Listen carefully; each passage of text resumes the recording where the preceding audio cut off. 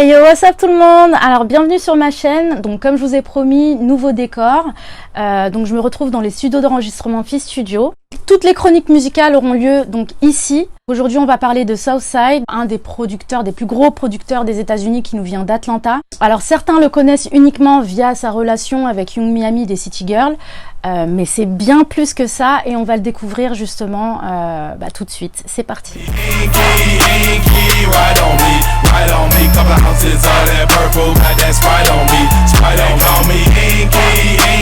Alors, qui est Southside? Alors, Southside, c'est le cofondateur du collectif 808 Mafia, qui est connu de bon nombre de personnes, étant donné qu'ils sont derrière énormément de hits.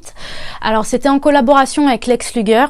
Lex Luger, je pense que tout le monde le connaît, tous les fans de Waka doivent le connaître, c'est obligé. Donc malheureusement, ils se sont séparés pour une histoire d'ego. En fait, c'était parti d'un pari où Lex Luger en fait a demandé à toute une bande de beatmakers qui allait faire le meilleur beat, et celui qui fait le meilleur beat gagne 50 000 €. Et Southside l'a un petit peu moqué en lui disant que il ne jouait pas pour moins de 100 000 €, en l'insultant de broke ass, etc., etc.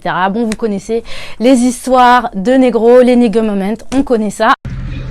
So I wake up, you know what I'm saying? I got a DM from Lex Luger talking about a beat battle with me, Metro and Sunday. Lex, this is 50,000 on me right now, tennis shoe money. Hold on. All hundreds, tennis shoe money. You see what's going on? Until you got a whole 100 on you that you can, hold on, I'm not finished. Hold on, we're gonna go in the bag. Until you got a whole 100 on you can gamble with, bro, don't hit me talking about no beat battle. At all. The king of what? I'm the king of getting this money, nigga. That's what I'm the king of, nigga. Fuck the king of beats. Put a whole 100 on the table and we can beat battle. How about that? Whole 100. Donc une séparation qui a pas joué en la faveur de Lex Luger. Il y a plusieurs interviews où il dit que voilà, il est parti dans la drogue, il s'est fait blacklister. En gros, il pouvait pas spécialement bosser correctement parce qu'il avait des blocages et la drogue, voilà.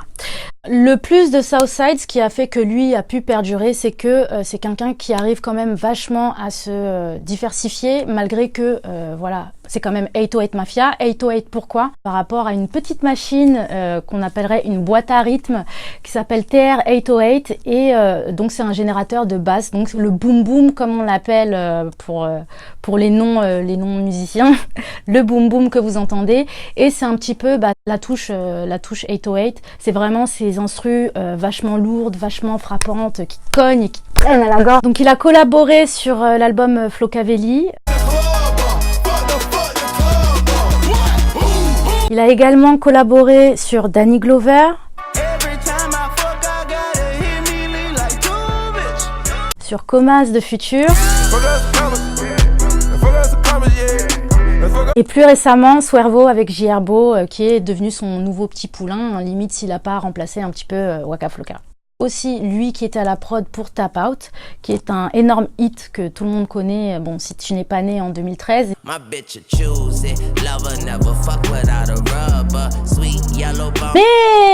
Mais Southside n'est pas que Southside, il sait également à rapper. Donc comme vous pouvez le voir juste derrière moi, il y a aussi un clip. Donc son nom d'artiste c'est Sizzle, donc c'est pas Southside, c'est Sizzle en tant que rappeur, et personnellement je l'apprécie autant à la prod que derrière le micro.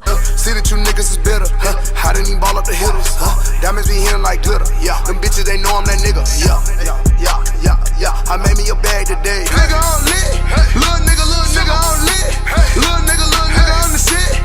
I'm a motherfucking stunner, big baby, fresh. I'm a motherfucking. Donc voilà, je comprends pas pourquoi il pète pas plus que ça en tant que rappeur. Peut-être que lui aussi ne se prend pas tellement au sérieux, parce qu'il est vrai que les dernières mixtapes, c'était trapier, si je dis pas de bêtises. Mais du coup, je vous invite fortement à écouter si vous êtes en recherche de...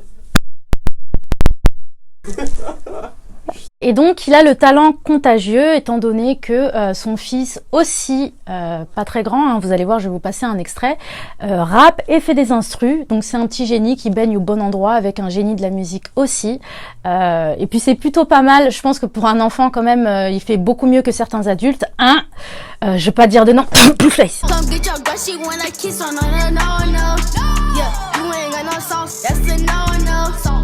You ain't got no drip, that's a no-no.